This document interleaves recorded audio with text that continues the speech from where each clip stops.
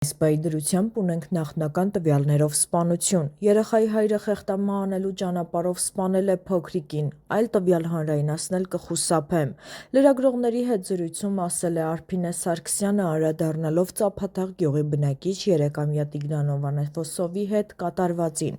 Նրա խոսքերով այս վարկածն ի թիվս այլնի առաջին օրվանից եղել է իրենց ուսումնասիրության շրջանակներում։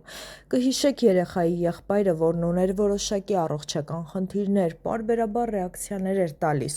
Խոսել չկարողացող երեխան կոկորդներ ցույց տվել անընդհատ։ Ներգրավել էինք նաև համապատասխան մասնագետ, որ հոգեկան առողջության վիճակի վրա լրացուցիչ ծանրություն, որպես այդպիսին չառաջանա և կարողանանք պատշաճ կերպով ստանալ տեղեկություններ փոքրիկից, եթե որևէ բան հայտնի է։ Այս պայդրությամբ շատ նախնական տվյալներով երկու եղբայրները դուրս են եկել տանից, հորն են հանդիպել և հայրը խեղդելու ճանապարհով երեխայի կյանքին վերջ է տվել։ Երեխայի հայրը նշել է, որ ներընտանեկան որոշակի հարցադրման շրջանակներում է վրա հասել դեպքը։ Խնդրում եմ, որ մենք պատշաճ կերպով գնահատենք իրավիճակը, այս պայդրությամբ այլ տվյալ հանրայնացնել չեմ կարող։ Ներքին գործերի նախարար Սարգսյանը նաև մանրամասնեց, որ երբ դեպքը տեղի է ունեցել և սկսվել են որոնողափրկարարական աշխատանքները,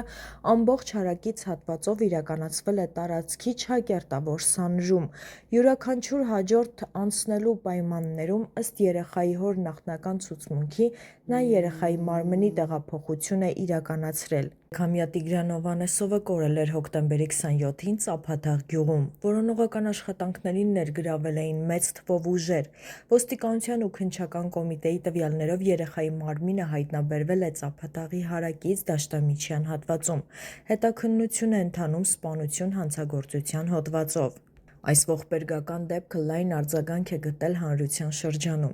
Սոչլայն միջոցներով անդրադառնում են տվյալ ընտանիքի սոցիալ-հոգեբանական վիճակին։